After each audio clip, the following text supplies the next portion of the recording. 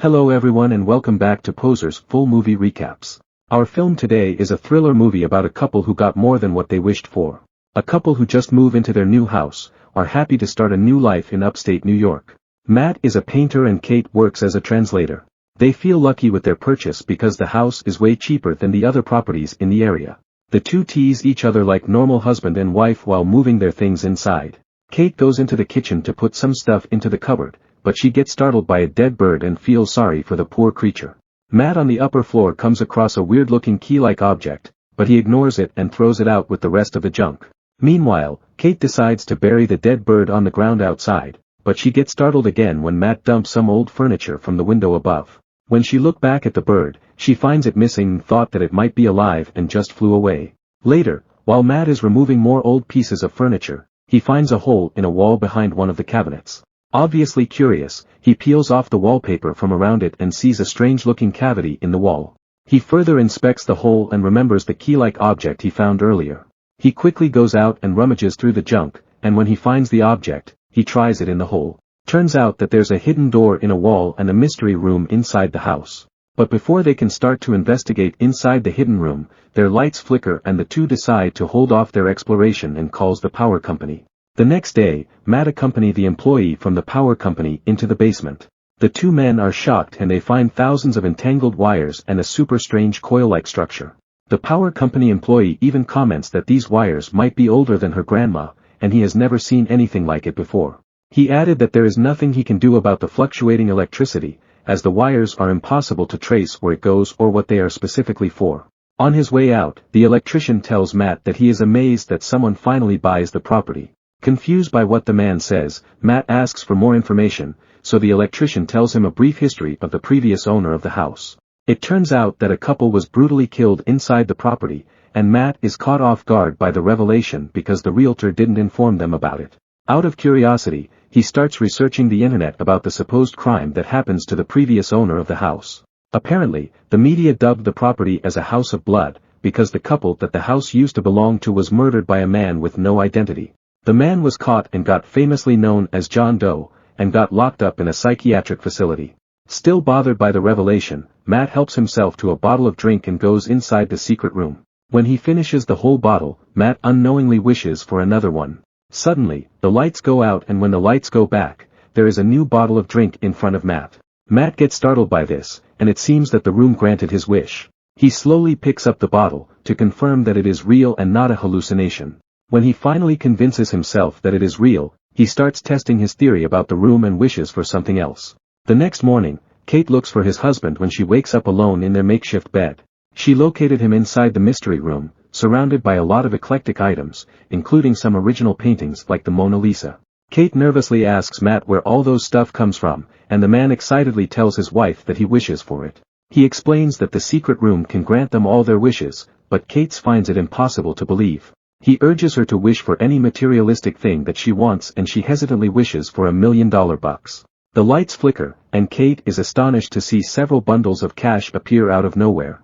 She nervously touches the money and even though she is amazed by what she witnessed, Kate is also spooked at the same time. She starts walking out of the room when Matt tries to convince her that they can just enjoy what they discover and have some fun. Kate agrees, and the couple spends the whole night ordering lavish things like expensive champagne, tons of money, and reenacting their fantasy of making love. Sooner rather than later, Kate wonders how the room works, and Matt just tells her that it doesn't matter as long as they are getting everything they wish for. The next day, while the couple has every material thing that they can imagine, Kate feels sad when she realizes that those things can only give them temporary happiness. When Matt sees his depressed wife, he tries to cheer her up by suggesting trying for a child. Kate gets upset because she previously suffered 2 miscarriages in the past, and reminds Matt that they agreed to just accept their fate and never try to conceive again. She is angry because she can't put herself through that pain again and storms out of the house. Matt feels guilt for bringing it up and follows Kate, but his wife doesn't want to talk, so Matt heads out to get some air. When Matt returns home, he finds out that Kate uses the mystery room and wished for a baby. The man feels enraged and quickly confronts his wife about her decision. He states that they don't know the consequence of creating a live person and he demands that Kate use the room to uncreate the baby.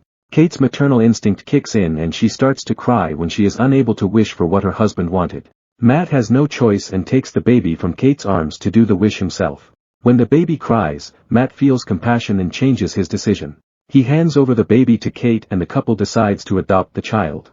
Kate is happy but taking care of the baby has occupied most of her time. It took a toll on their relationship and eventually, Matt decides to visit John Doe in the mental hospital, to learn more about the secret room. Before he leaves, he grabs some cash from the pile of money inside the mystery room and drives into the facility. At the hospital, Matt posed as a reporter, because according to the nurse at the station, nobody visit John Doe in the last 45 years except the media. When he is met by John, Matt asks why he killed the previous owner of the house, but the murderer figures out that Matt is lying and in fact the new owner of the property. He simply advises Matt to leave the house quickly and never look back. However, John starts to taunt the man saying that Matt is a greedy type, and will hold on to the material things that he wished for. Matt leaves and on his way back, he stops for gas. When it's time to pay, he quickly reaches for money in his pocket but finds out that the money is gone and all that is left is some kind of ash. He quickly drives home and runs inside the secret room to grab a bunch of cash and throw it out in the window. As he watches the cash falling, he is shocked that it turns into dust in seconds. To further test his theory, he places one of the original paintings halfway into the boundary of the house, and surprisingly, the part outside quickly corrodes away while the half inside stays the way it is. Matt is delirious to find an answer, so he starts to break down the walls of the room. But the man didn't get any answers because he only finds an endless entangled wire. Later, Kate tells Matt that she is taking the baby out to get some air, and even though Matt has an idea of what will happen, the man lets his wife find it out herself. Surprisingly, once the baby is out, it didn't turn into ash right away, instead the baby ages into a young child within seconds. Kate panics and quickly screams for help. Matt feels bad about his wife panicking, so he quickly grabs both of them inside the house. Kate bathes the boy and finally decides to give him a name, Shane. With what happened, it is revealed that if any object crosses outside the boundary of the house, it will immediately turn into ash. But if it is a living organism, it will rapidly age and eventually disappear within a few minutes. When Shane finally sleeps, Kate confronts her husband about the room. Matt reveals what he knows, and tells Kate about the fate of the previous owner and John Doe. He added how the things disappear when they exit the house including Shane, meaning that if they wanted to keep him alive, he had to be confined inside for the rest of his life. After hearing this, Kate breaks down in tears. A few days later, Kate starts to homeschool Shane and keeps him from venturing outside. Shane clearly longs to play outside, but Kate makes up some excuses that he is sick and can catch germs if he goes out. Shane doesn't completely believe Kate and he quickly gets frustrated. He lashes out at his mother figure, and even Kate pities the boy. She tries her best to give him comfort. Most of her time gets spent looking after Shane, and her relationship with Matt starts to deteriorate. Matt in his boredom, orders a firearm and starts practicing how to shoot. Shane continues his curiosity and tries to sneak outside, but he is caught by Kate and she decides to board up all the windows and doors, except for the front door. Matt and Kate often get into argument, and at one time, Shane hears his father calling him a figment of imagination. Shane gets curious and starts investigating the secret room, and learns the magic powers that the room can give. He then spends his whole night researching anything about the house. In the morning, the couple finds Shane inside the mystery room, and to their surprise, he had transformed the room into an outside space resembling the woods. Kate is astonished by her son's intelligence while Matt gets upset and drags Shane outside the room while forbidding him to enter the place again. A moment later, the phone rings and Shane picks up the phone. John Doe is at the other end of the line and when Matt sees Shane talking on the phone, he quickly snatches the receiver and warns John to never call his house again. However, John already heard Shane's voice and figures out that the boy came from the room. He asks who wished for a child, and Matt reluctantly admits that his wife created him. Matt inquires if there's any way to stop anything that comes from the room to turn into ash. John reveals everything to Matt that includes himself as a product of the room like Shane. He added that for an object to escape the house, its creator must shed blood and dies. The previous owner of the property was John's parents and they wanted him to live, so they sacrificed their lives, which allowed the man to be part of the real world. A life for a life according to John. As Matt listens, he can't even imagine losing Kate. Unknown to him, his wife is listening to their conversation and quickly becomes devastated by the information she learns. Kate rushes outside the house and drives away. At one point, she considers crashing her car but changes her mind at the last minute. While Kate is away, Shane starts to bombard Matt with questions about the room. Feeling annoyed with everything, Matt tells him that he is not a real person, and tries to drag him outside the house. Shane escaped and ran back into his room. Matt realizes his mistake and follows Shane to apologize for his rude behavior. When Kate returns home, she finds the two of them sleeping next to each other. Matt wakes and follows her into the kitchen, and the two reconcile their differences, while Shane creepily watches his parents do the deeds. In the morning, Shane steals the keys from Kate's pocket and ventures outside. When the couple wakes, they see that Shane aged into a man. The problem is that Shane still has the mind of a child, and is very angry with his parents' deception. He threatens the couple with a gun while pointing it at Kate. Matt tackles Shane to save his wife, but in the process, Kate gets knocked out. When Kate regains consciousness, he immediately sees her husband by her side. He sadly tells her that Shane perishes during their tussle, and when Matt brought his body outside, he quickly turns into dust. Distraught with what happened, Kate quickly walks outside to look for his son's ash but found nothing. At the same time, the real Matt wakes up in an empty room. He quickly stands up to look for Kate but fails to find her. He notices the flickering lights near the mystery room, meaning that someone is currently using the room. He tries to enter but realizes that the door is locked from the inside.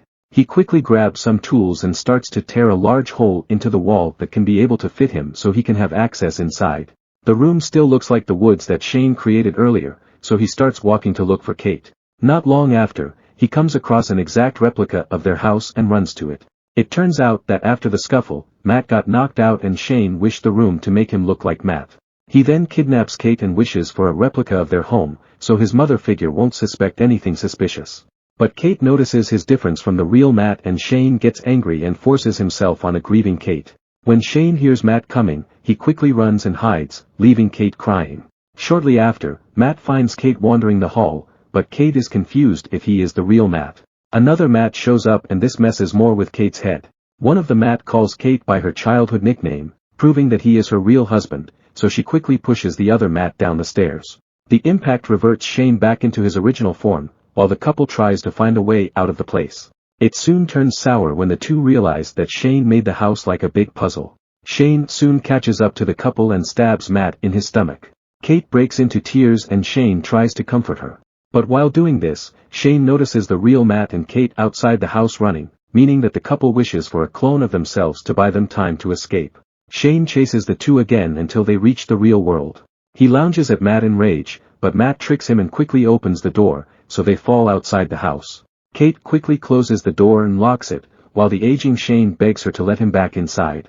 Kate just cries and stares at the now duplicate of John Doe, while Shane walks away and starts to turn to ash in a matter of seconds. The couple embraces and feels better after finally being able to get rid of their tormentors. A month later, the two temporarily live in a motel room, while Kate stares at a positive pregnancy test in horror. She is unsure if the child belongs to Matt or Shane. Thank you for watching today's movie recap. Don't forget to like, share, and subscribe to help the channel out. You can also hit the notification bell for more upcoming full movie rundowns.